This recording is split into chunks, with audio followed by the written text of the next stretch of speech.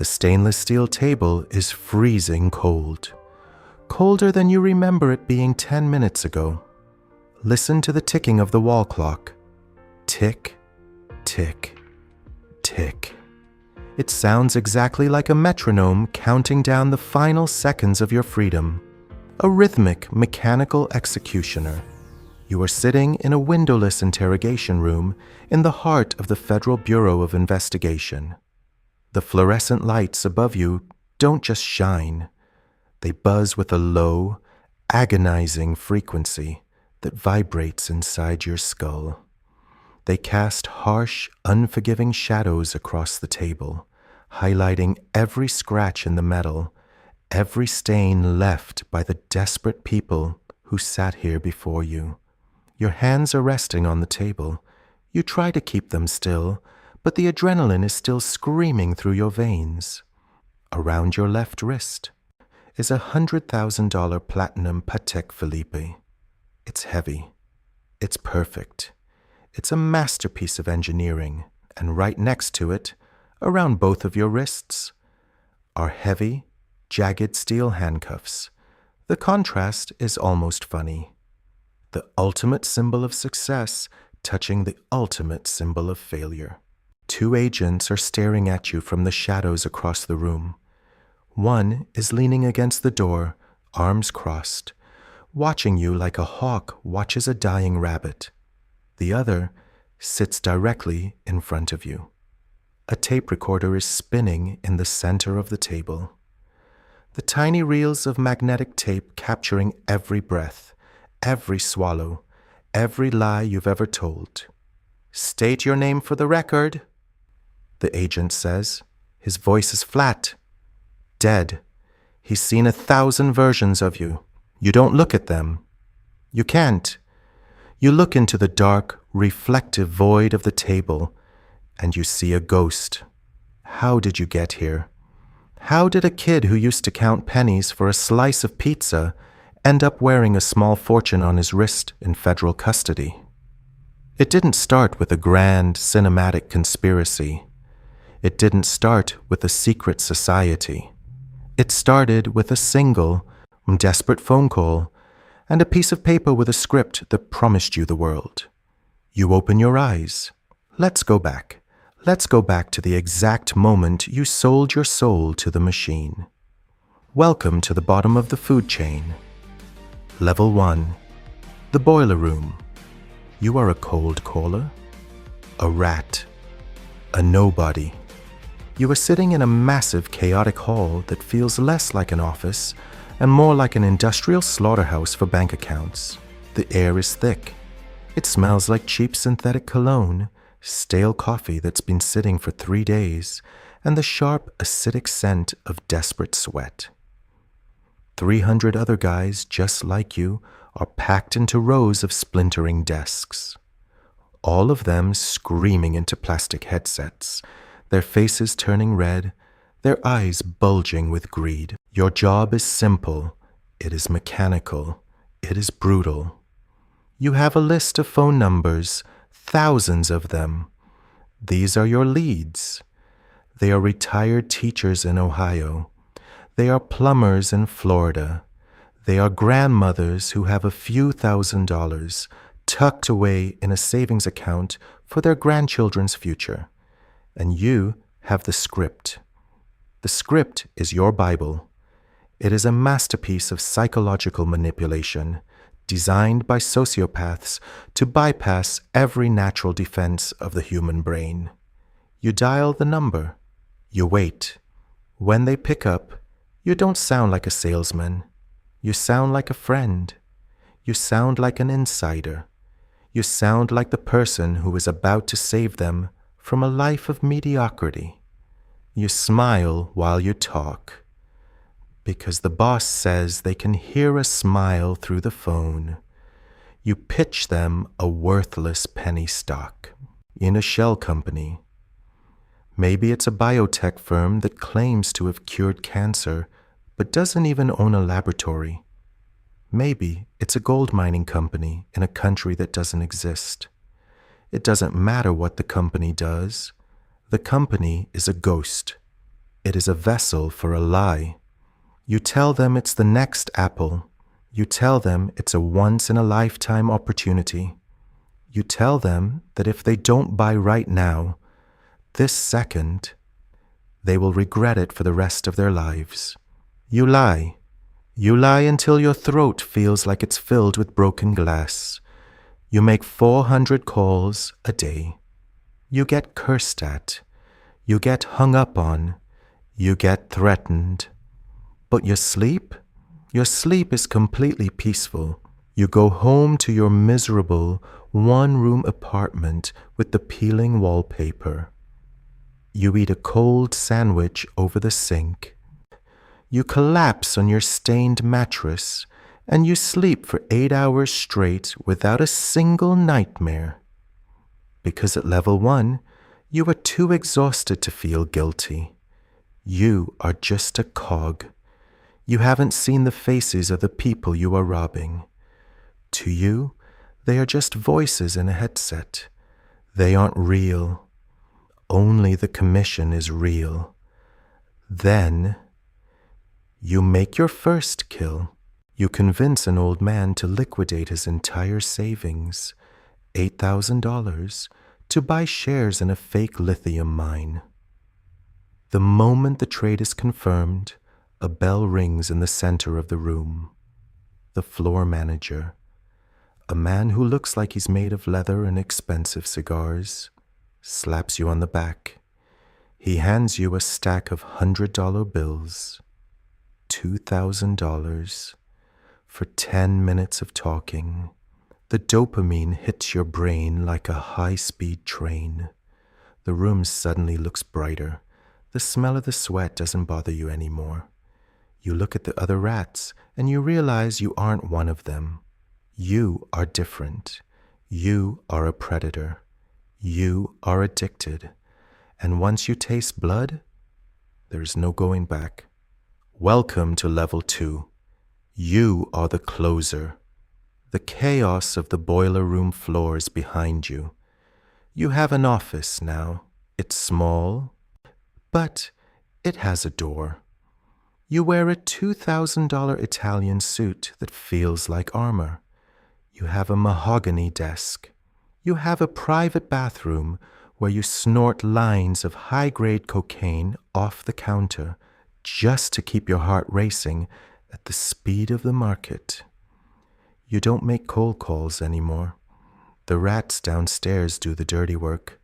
They find the fish. They soften them up. And when the victim is on the hook but hesitating, when they are afraid, they transfer the call to you. This is where the game turns into a psychological war zone. This is where the RPG illusion of your life forces you to make a choice that will stain you forever. A call comes in. It's a widow. Let's call her Mary. She just lost her husband of 40 years. She's sitting in a quiet house, holding a check for $50,000. The life insurance payout. She's terrified of the future. She's crying softly. She tells you she needs this money to pay for her daughter's final year of medical school. She asks you, with a voice so pure, so full of innocent trust that it should make you sick. Sir, is this stock really safe? My husband worked his whole life for this. Can I trust you? The room goes entirely silent. The ticking of the clock on your desk seems to stop. You have 2 choices. Option 1, you tell her the truth. You tell her that the stock is a scam. You tell her to hang up the phone and put her money in a government bond. You walk out of that office, you quit your job, and you go back to being a broke, moral loser for the rest of your life. Option 2. You push the button. You swallow hard. You look at your reflection in the polished wood of your desk. You grip the receiver so hard your knuckles turn white. You activate your empathy voice, a tone you've practiced in the mirror for hours. Mary, you say, your voice dripping with artificial warmth. I know exactly how you feel. My own mother is in this stock. I wouldn't let my own family miss out on this. You aren't just buying shares. You are securing your daughter's graduation. You're doing what your husband would have wanted. She sighs, a sound of pure relief. She transfers the funds. You hit the mute button. You don't cheer. You don't high-five anyone. You just sit there in the silence, staring at the numbers on your screen. You feel a cold, oily black stain spread across your chest, right where your heart used to be. You realize that you just destroyed a woman's life in under 5 minutes. Congratulations. You just earned a $5,000 commission. You sold your humanity for the price of a used car. Welcome to the upper management. You are officially one of us now. Level 3. The spin doctor, the market manipulator. The physical office is a relic of the past. You don't need a phone anymore. You sit in a high-rise glass tower overlooking a city that looks like a toy box. You have 6 glowing monitors surrounding you like a digital cockpit. You don't talk to people. People are too slow. You talk to the algorithm. You are the architect of hype. You don't sell stocks. You manufacture reality. You have a budget of millions. You pay off financial bloggers with gifts to write glowing analysis articles. You hire bot farms in Eastern Europe to flood Reddit and Twitter with thousands of messages every hour. You create a digital storm. You make the world believe that a tiny, failing company is about to sign a multi-billion-dollar contract with the government. You buy the stock quietly, months in advance, when it is worth fractions of a penny. Then, you release the Kraken. You pump the media with aggressive, viral lies. You watch as the retail investors, the kids in their bedrooms, while the mechanics on their lunch breaks, start to see the insider tips. You watch the FOMO, the fear of missing out, take over the collective consciousness of the internet. It's like watching a virus spread. They start buying. The stock goes to 10 cents, then 30, then $1. You are watching the green candles on your screen shoot up like skyscrapers. It is a masterpiece of dark psychology. You are controlling the financial pulse of millions of people you will never meet. You are a god of the digital age. But check your internal vitals. Look at your paranoia meter. At level 1, you slept like a baby. At level 3, sleep is a luxury you can no longer afford. Your eyes are perpetually bloodshot, rimmed with red. You are addicted to Adderall and caffeine pills just to keep your brain functioning at the speed of the fiber optic cables. Every time a black SUV parks outside your building, your heart skips a beat. Every time your phone makes a strange clicking sound, you think the SEC is listening. You have 4 burner phones hidden in a safe. You trust no one. Not your partners, not your girlfriend, especially not the suits in the lobby. The money is piling up in offshore accounts in the Cayman Islands. Millions and millions of dollars. But your mind? Your mind has become a maximum security prison. You are rich, yes, but you are a haunted man living in a house made of glass. Level 4. The architect, the 0.01%. You have reached the absolute summit. You are the one who decides when the world burns. You are standing in a $50 million penthouse. The Manhattan skyline is spread out beneath your feet like a carpet of diamonds. You are holding a glass of scotch that costs more than the annual salary of the plumber you robbed 5 years ago. The stock has reached its peak. The hype is at a fever pitch. The news anchors are talking about it. The retail investors are mortgaging their homes to buy more shares. They think they are going to be millionaires. They think the line will go up forever. They don't realize they are just the exit liquidity. They are the fuel for your rocket ship. You pick up your encrypted satellite phone. You call your broker in Zurich. You give a 2-word order that will destroy 10,000 families. Dump it. In a fraction of a millisecond, your high-frequency trading algorithms execute the sell order. You liquidate your entire position at the absolute top of the curve. You secure $50 million in pure, untraceable profit. And exactly 1 second later, the floor falls out. The stock price collapses by 95% in 3 minutes. The green candles turn into a waterfall of blood-red ink. Across the country, screens everywhere flash with the sound of disaster. The widow loses her daughter's tuition. The mechanic loses his retirement. The young kid loses everything he ever worked for. Panic selling begins. The market turns into a riot. You watch the red candles crash on your monitor from your silent, peaceful penthouse.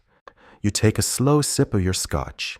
You feel absolutely nothing. No guilt, no joy. Just a cold, analytical satisfaction. The transformation is complete. You have successfully purged every ounce of human empathy from your system. You are an apex predator in a suit. But remember the rule of the jungle. There is always a bigger predator, which brings us back to the freezing cold stainless steel table, the interrogation room, the buzzing lights, the heavy steel handcuffs. The FBI agent doesn't look angry. He looks bored. He pushes a thick stack of papers across the table toward you. It's a plea deal. Look, he says, leaning in.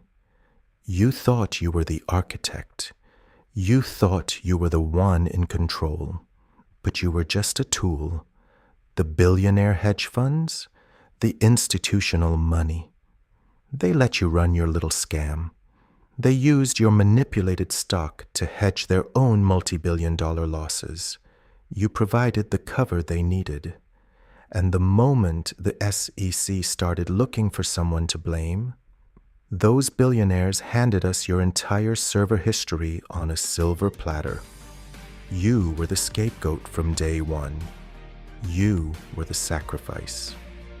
The agent slides a black pen toward you. Sign this, he says. Give us the names of every broker on your floor. Give us the passwords to the offshore accounts. You do 5 years in a comfortable federal camp.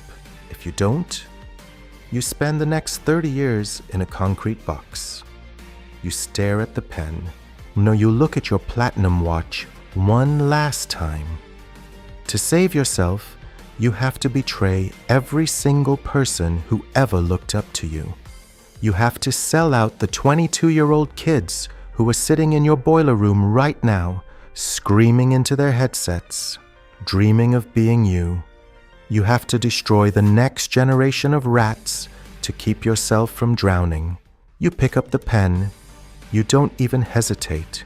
Your hand doesn't even shake. You sign your name.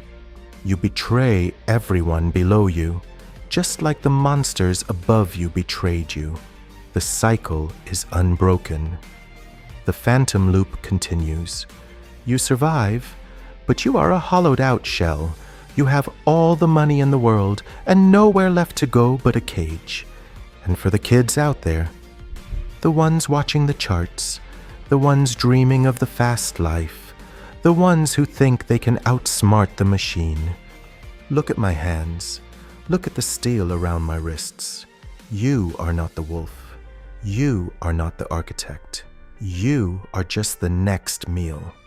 Don't buy the hype, because by the time you realize it's a lie, you'll already be wearing the handcuffs.